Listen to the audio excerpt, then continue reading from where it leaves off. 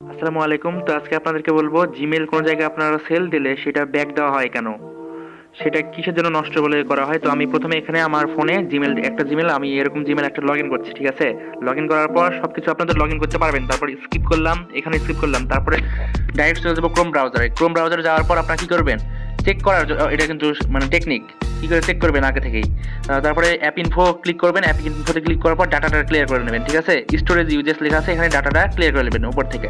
ডাটাটা ক্লিয়ার করার অর্থ হলো আপনার আগে থেকে অন্য মেল লগ ইন থাকতে পারে এই ক্রোমে, এই জন্য নতুন করে মেল যেটা লগ ইন করলাম এটা ক্রোমে লগ ইন করার জন্য ডাটাটা ক্লিয়ার করে নিলাম, ঠিক আছে? এরপরে আবার আপনার ক্রোমে ঢুকবেন। ক্রোমে ঢোকার পর আপনার যেই মেলটি আপনি লগ ইন করলেন, যেই মেলটি সেল করতে চাইছেন, ওই মেলটি এখানে লগ ইন করবেন। লগ ইন করার পর এখানে দেওয়ার পর সবকিছু ওকে কমপ্লিট হলো, ঠিক আছে? তারপরে কন্টিনিউ দিলাম। এরপরে এখন সার্চ করবো মেল, MAIL, ঠিক আছে? তারপর জিমেলে এখানে প্রথম যে লিঙ্কটা দেখতে পাচ্ছেন এখানে ক্লিক করবেন। ক্লিক করার পর দেখতে পাবেন যে আপনার জিমেলটি ঠিক আছে না নষ্ট হয়ে আছে। যদি এখানে আসার পর সবকিছু ওকে থাকে তাহলে তো ওকে, আর যদি এখানে আসার পর যদি এরকম দেখেন আমার যেখানে verify your info to continue এরকম থাকলে কিন্তু জিমেলটা নষ্ট। আর এরকম মেল নষ্ট হলে তো নেবো না আমরা, বুঝতেন? কারণ কোডের দরকার, কোডই তো আসবে না। এই ছিল আজকের ভিডিও।